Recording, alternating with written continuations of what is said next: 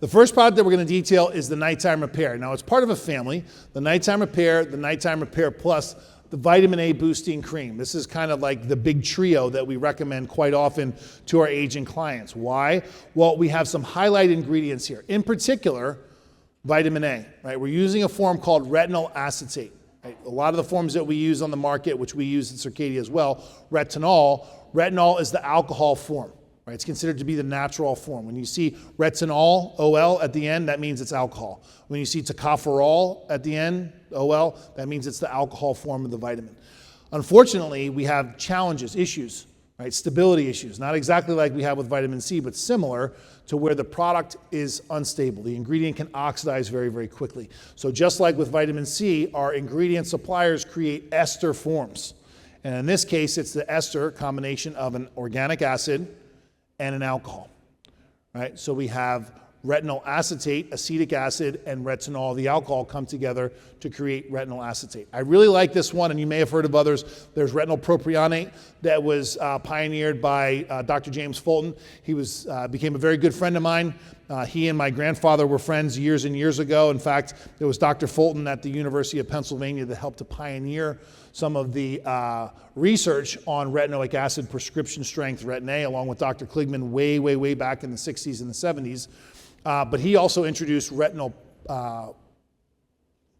propionate to the market. Right? So again, when you look at these ingredients, there's a portion of it that's the alcohol and a portion of it that's the acid.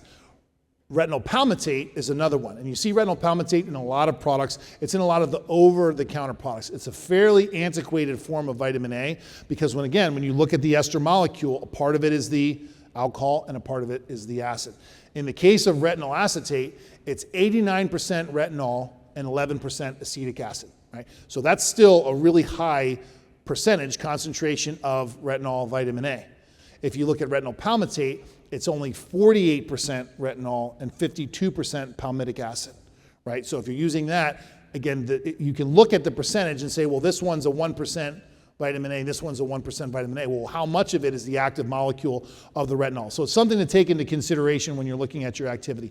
One of the important things to remember about the usage of vitamin A is that you must start small. You have to start with a small concentration and build up. If you start with too high of a percentage, because it is one of the most effective proliferative agents that we have, we can start to see some negative impacts, right? If you see a client that's put on a high percentage of retinol without the skin acclimating, you're gonna see redness, you're gonna see flaking, you can see blemishing because you have a lot of cell desquamation that's occurring inside the follicle. The follicle's not ready for that level of cellular metabolism.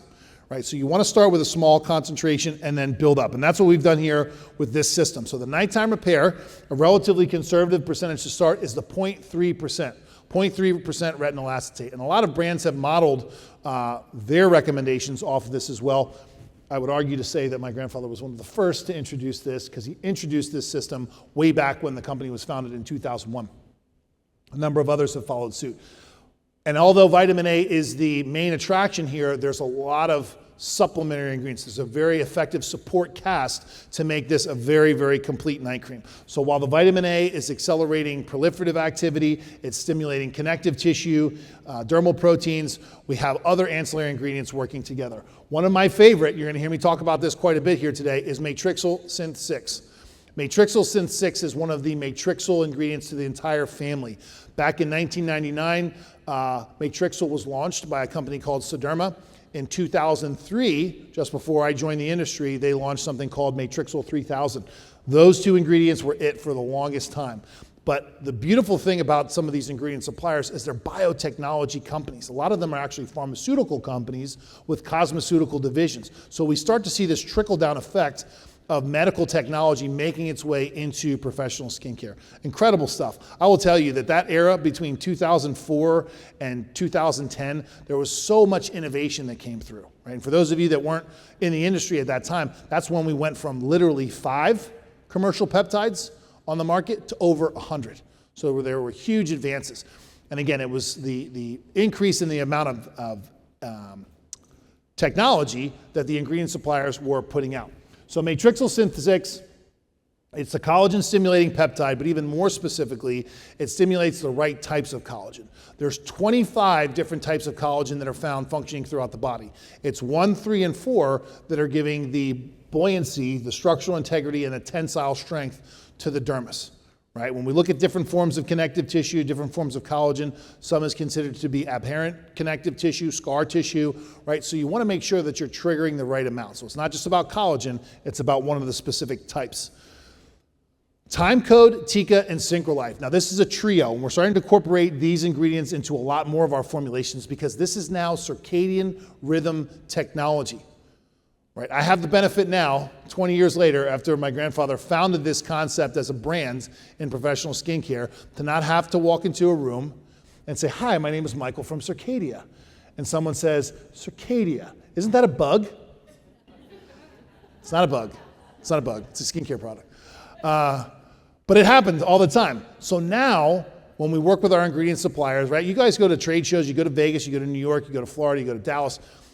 You're working with companies that have assembled their technology based on the technology of other ingredient suppliers, right? It really is a science, truly a science, on how we can get these effective formulations, these ingredients put together in an effective formulation, right? But you guys get to go to those shows and you're looking at finished technology, ready to use, right? We get to go to shows where we actually get to talk to the suppliers about their technology. And let me tell you, I learned so much in those first years listening to the suppliers, the brilliant minds behind those who are actually creating the technology for every brand in the industry to use. That's where you get the real information. There's a disconnect, unfortunately, in our industry. And I feel like that's something that we've been able to very effectively capitalize on, is the fact that there's information that needs to go from the supplier to the esthetician to the consumer. And that's one of the things that we've been able to do very effectively, is bridge that gap. All that to say is that Timecode, TECA, and Synchrolife are ingredients based on circadian principles, right? I saw this trend about 10, maybe 15 years ago starting to come, where now they're incorporating circadian rhythms as part of their conversation. We understand that cells are proliferating at a much higher rate in the evening, right? There's 30 times more cell turnover of the epidermis between 9 p.m. and 11 p.m., right? That's because these repair mechanisms are being engaged. You have twice the significant amount of hydration loss. Transepidermal water loss is at its height between that same hour, 9 p.m. and 11 p.m. It's when we're losing the most moisture through the surfaces of the skin. This is the reason why we recommend the more hydrating, occlusive ingredients, emollients, and humectants for evening use, because we're binding moisture at the surface of the skin. We're slowing down natural moisture loss. That's how we hydrate the skin, right? You can't take water and stick it in the skin and hydrate. It doesn't work that way. The hydration comes from within.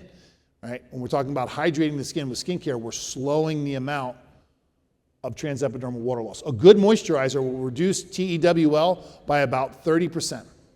Right? That's the marker. That's the measurement that we use. Some other usual suspects, niacinamide. I saw some shade getting thrown around on niacinamide, and I got upset for a hot minute. Right? I got a little upset because niacinamide is a hero ingredient in the industry, but people are right. It's not one of those things that you're going to find by itself. It's a supporting character, right? I like to say it's the Robin to Arbutin Batman. Wait, the Robin to Arbutin's Batman. I hope everybody gets that reference. Yes? No? Yeah? Good? I'll work on the delivery of that one. See, this is where I test fly my jokes. It's just the first time I've test flown one in front of 22,000 people. Hi, folks. Okay, I'll work on that one.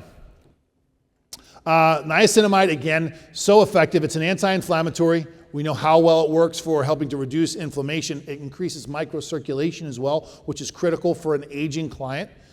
And it works as a skin lightener. Now, I want to set the record straight here. I hear this being promoted as a tyrosinase inhibitor all the time. Niacinamide is not a tyrosinase inhibitor. It has some tyrosinase inhibiting capacity, but it's a melanosome transfer inhibitor. This will make more sense when we get to the section on pigmentation. But it stops the pigment granules that are made in the melanocyte from being transitioned into the keratinocyte, right? That's really where it's effective. But when you partner it with a very effective tyrosinase inhibitor, something that's designed to do just that, well, now you have a very extreme synergy, right? Hence the Batman and Robin analogy. Still not working? Okay. We'll come back to that one. But again, niacinamide, a great support product, beautiful for aging, but also for acne, which we'll talk about as well. The SK Influx also helps to increase the hydration. This is a newer formulation. We stuck with the same concept for this product, but it's a newer formulation. One of the requests that we were continuously getting from our clients is that we love the activity of the vitamin A products, the nighttime repair and the plus, but we just wanted a little bit more hydrating. And we've been able to do that by introducing SK Influx, which is a beautiful blend, really nice collection of ceramides and other skin hydrators. Now, if your client comes in, they're experiencing issues, challenges with aging skin, you can see the visible multiple signs of aging, where's the best place to start? Recommend the nighttime repair. Everybody acclimates and assimilates vitamin A a little bit differently. So you may have a client that says, you know what, I don't do well with vitamin A at all. Have them try this product first. If that's the case, then fine. We've got other fantastic alternatives. But most people will do well when you introduce it at a low concentration. So you have them utilize the product, usually about 6 to 8 weeks to get through an entire bottle of this product when they're using it every evening. By the way, we want to get them to the point where they can use it every evening. So let's say you recommend the product, they go home, they use it on day 1, they use it on day 2, they're noticing a little bit of dryness, a little bit of flaking. That's okay. Have them back down to every other use. You want to get them to the point where they're using the same percentage every single day, right? And you can make the argument for cycling and figuring out how much and maybe getting off of some of the higher concentrations during the summer months. That's all great. You don't have to do that. You shouldn't have to do that with these formulations. I can only speak to the Circadia formulations, but you shouldn't have to get them off the vitamin A. They should be able to use it every day, as long as they're using the right other supplementary products like SPF.